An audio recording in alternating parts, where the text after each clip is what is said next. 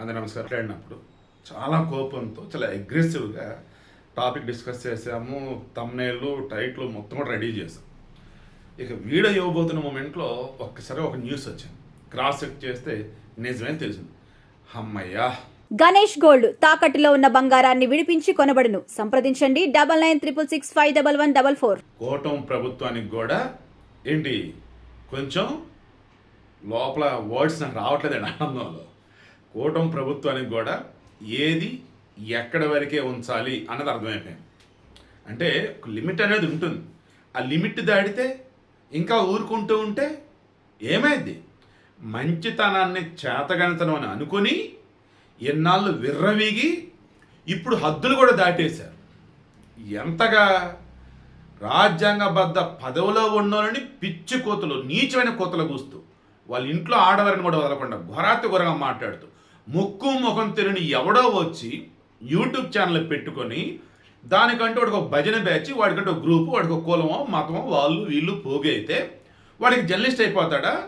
Journalist అయిపోయాడు ఇక walk స్వాతంత్రం అని చెప్పేసి ఎది పెడితే వాగేస్తాడా? అలా ఈరోజు ఎవరైతే జర్నలిస్టుల ముసుగులో కొంతమంది యూట్యూబర్లు ఇన్ఫ్లుయెన్సర్లు నోరేసుకొని పడిపోతున్నారో, ఒరే వెదవల్లారా, ముందు అసలు జర్నలిస్ట్కి ఇన్ఫ్లుయెన్సర్కి యూట్యూబర్కి తేడా తెలుసుకొని చావండి. జర్నలిస్ట్ అన్నవాడు అన్నీ వింటాడు, ఏది ప్రజలకు ఉపయోగమో అది మాత్రమే చెప్తాడు. ఉన్నది ఉన్నట్టుగా యాసిడ్గా ఇచ్చేవాడు జర్నలిస్ట్ కాడురా, అది ఫిల్టర్ చెయ్యాలి. అండ్ జర్నలిస్ట్ అన్నవాడు కూడా వాడికి నచ్చలేదు ఏదైనా ఉంది అంటే గట్టిగా మాట్లాడతాడు, కానీ భాష ముఖ్యం. ఎవరండి ఇతను?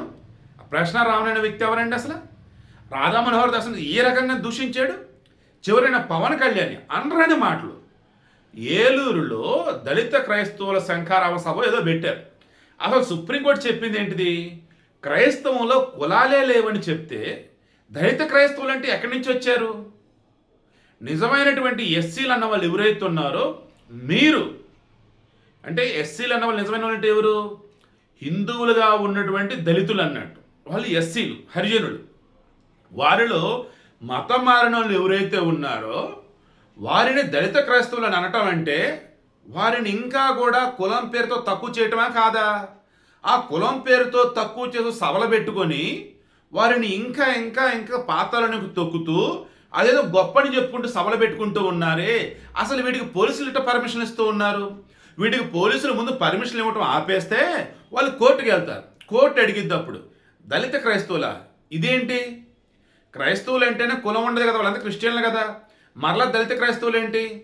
దళితులు క్రైస్తవులుగా మారిపోతే వాళ్ళు బీసీసీ కింద వస్తారు కదా అని వాళ్ళు గట్టిగా గడ్డి పెట్టి అప్పుడు ఎవరైతే అడుగున్నారో మాకు సభ పర్మిషన్ అని దెబ్బకు వాళ్ళకి చివట్లు పెట్టి తీసి పడేస్తారు.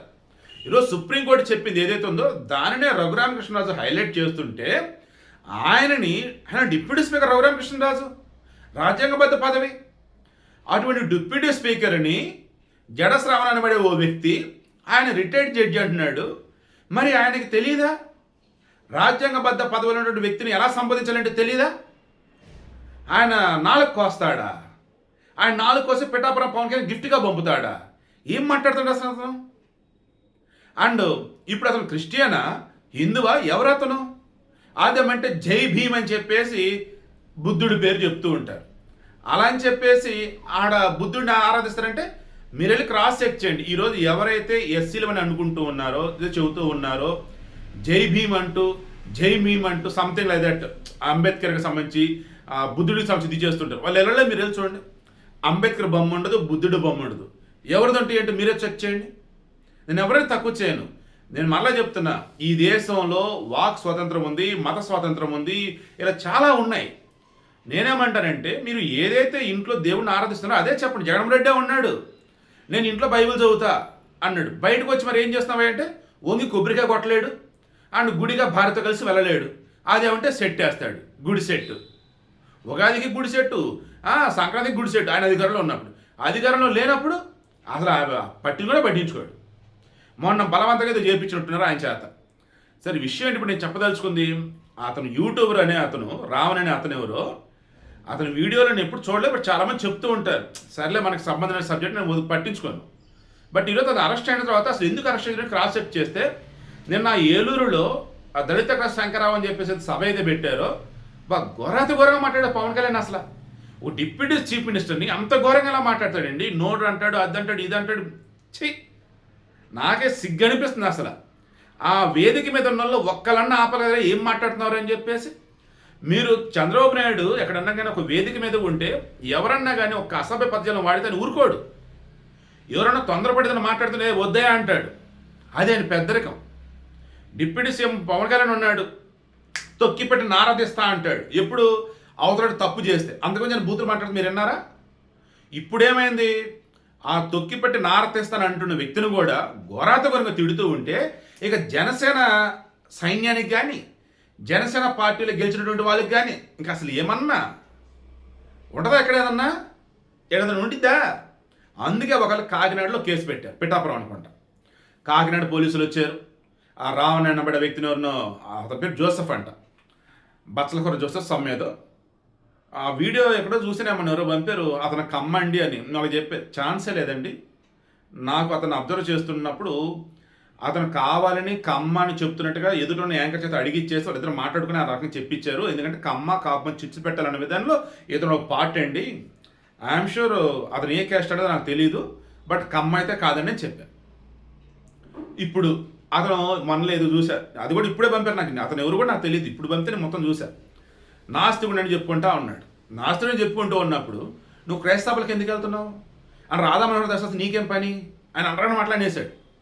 రాధా మనోహర్ దాస్ చర్చి దగ్గరికి వెళ్ళాడా, మసీద్ దగ్గరికి వెళ్ళాడా? ఆయన గుడి దగ్గర ఉన్నప్పుడు 4-5 మంచి మాటలు చెప్తున్నాడు అంతే. వాట్సాంగ్ విత్ దాట్. ఏంటి దశమ భాగాలు తీసుకొని స్వర్గంలో చోటెత్తామని చెప్పాడా? దశమ భాగంతో పాటు ఇంకా ఎంత ఎక్కువిస్తే అంత మీకు దేవుడు మంచేస్తాడని చెప్పాడా? డబ్బులు అమాయకుల దగ్గర, అడుక్కునే వాళ్ళ దగ్గర డబ్బులు గుంజుకుంటున్నారే దేవుడి పేరు చెప్పి. మీరా పాపాత్ములు? లేదా 4 మంచి మాటలు చెప్పేసి హిందూ ధర్మం తెలుసుకొని రా బాబు అని చెప్తున్నాడు రాధా మనోహర్ దాస్ పాపాత్ముడా? ఆలోచించుకోండి మీరే. ఈరోజు రావణ్ అనే వ్యక్తితో పాటు ఆ కేవీ రెడ్డి ఎవరు, అతను కూడా యూట్యూబరే. ఈ రావణ్ అనబడే వ్యక్తి యూట్యూబరే, కేవీ రెడ్డి అని అతను యూట్యూబరే. ఈ రావణ్ వెనక ఎవరు ఉన్నారంటే నాకు తెలియదు. జోసెఫ్ వెనక, ఆ కేవీ రెడ్డి వెనక అయితే వైసీపీ ఉన్నట్టుగా ఉంది, ఎందుకంటే వాళ్ళ పిక్స్ ఉన్నాయి. వాళ్ళ వీడియో కూడా నేను చూడలే. ఇప్పుడు ఎప్పుడైతే ప్రకాష్ రాజు పెట్టాడు కేవీ రెడ్డి ప్రశ్న రావణ్ అరెస్ట్ చేశారు, ప్రశ్నించే హక్కు ఈ దేశంలో లేదా, ప్రశ్నించే గొంతుకులు తొక్కుతారా అద్దనేది అంటుంటే ఎవరు స్వామి వీళ్ళు అని చెప్పి చూస్తే ఇద్దరు యూట్యూబర్లే. సింపుల్గా చెప్పి క్లోజ్ చేస్తా. ఇప్పుడు ప్రకాష్ రాజు తప్పు చేశాడు, పేరు ప్రకాష్ రాజు, ఈ ప్రకాష్ రాజు అట్లా ప్రకాష్ తప్పు చేశాడు. ఒరే ప్రకాష్ రాజ్ చెత్తనా కొడక, నువ్వు అసలు మనిషివేనా, ఏడో నువ్వు చేసింది అని ఒక యూట్యూబరో ఒక ఇన్స్టా ఇన్ఫ్లుయెన్సర్ అన్నాడు. దెన్ నా వంటి జర్నలిస్ట్ నేను కొంచెం గట్టిగానే మాట్లాడుతుందంటే, ఏమైనా ప్రకాష్ రాజ్ ఏంటి ఆయన నువ్వు చేస్తుంది, చూసుకున్నప్పటిలా తప్పేంటో ఒప్పేంటో అని అన్నాడు. నేను అలాగే మాట్లాడతాను. ఇక నాకన్నా పెద్దలు, జర్నలిస్ట్ పెద్దలు ఉంటారు కదా, వాళ్ళు ఏమంటారు, ఏమండి ప్రకాష్ రాజ్ గారు మీరు చేసిన తప్పండి, ఇప్పుడే ఆలోచించుకోండి అని అంటారు. ఇది డిఫరెన్స్ అండి భాష కూడా. అండ్ మీరు అబ్జర్వ్ చేయండి, నేను మన కావ్యస్ మీడియా ఇచ్చిన, నా క్యాటరీ ఎస్పీలు ఇచ్చిన ఒక వార్తను ఇచ్చేటప్పుడు ముందు వెనక క్రాస్ చెక్ చేసుకుంటా.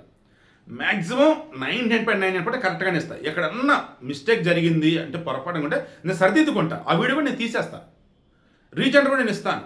అంతేగాని నోటుకు వచ్చింది ఆ మాట అన్నట్టు, నాకు వాక్ స్వాతంత్రం ఉందంటూ తిడతాం ఏంటి, అడ్డదిడ్డంగా వాగటం ఏంటి అసలు.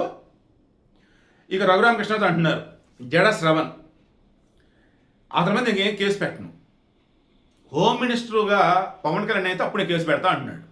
లేదు కూటమి ప్రభుత్వమే సుమోటో కేసు తీసుకోవచ్చు. మరి అది ఒక డిప్యూటీ స్పీకర్ని, రాజ్యాంగబద్ధ పదవులు ఉన్నటువంటి వ్యక్తిని నాలకు కోస్తాను అన్నాడు అంటే, కొడతాను అన్నాడంటే, భయంకరంగా దూషిస్తే అతను అలా వదిలిపెడతారు, అతను వదలకూడదు కదా అంటున్నాడు. మరి ఆయన కరెక్ట్గానే అడుగుతున్నాడు. మరి ఆయన ఏమంటాడంటే, హోమ్ మినిస్టర్ పవన్ కళ్యాణ్ అయితే నేను ఇస్తానయ్యా, కేసు పెడతానయ్యా అన్నాడు. ఎందుకు? ఇప్పుడున్నటువంటి వాళ్ళు చూస్తుంటూ ఉన్నారు కొన్ని విషయాల్లో, అది నిజం. కానీ ఇప్పుడు అది కూడా లేదు. నారా లోకేష్ రెడ్ బుక్ అయినా, చంద్రబాబు నాయుడు యొక్క అడ్మినిస్ట్రేషన్ అయినా, పవన్ కళ్యాణ్ యొక్క పరిపాలన అయినా కానీ అన్నీ కూడా బ్యాలెన్స్ చేసుకుంటూ పోతున్నారు. ఈ రోజుతో ఆ జనానికి అర్థమైపోయింది. ఇక మీదట ఎవడన్నా కానీ హద్దులు దాటి అడ్డదిడ్డంగా వాగితే, పిచ్చి కోతలు కూస్తే కూటమి ప్రభుత్వం చూస్తూ ఊరుకోదు. జగన్మోహన్ రెడ్డి పరిపాలనలో ఓరే దేవుడా, ఆ ప్రశ్నించిన అవసరం నాయన, ఉన్నది చెప్తేనే అరెస్టులు చేస్తే, ఉన్నది చెప్తేనే భయపెడితే, గొల్ల కొట్టడి కొడితే ఉన్నది చెప్తేనే, అట్టనిది ఇప్పుడు అడ్డదిడ్డంగా వాగుతున్నా కానీ ఏం నోరెత్తట్లేదేంట్రా బాబు ఈ ప్రభుత్వం చెప్పేసి అనుకుంటూ ఉంటే, నోరెత్తడం కాదు, అరెస్ట్ చేసి లోపలేశారు. ఇది స్టార్ట్ అయింది అంతే. ఇక మునుముందు అడ్డదిడ్డంగా వాగే నోరులు మూతపడతాయి, పిచ్చి పిచ్చి వీడియోలు వచ్చే వాళ్ళ యొక్క వీపు విమాన మోతం మోగితే నాకైతే అనిపిస్తూ ఉంది. అన్నీ కూడా చట్టబద్ధంగానే.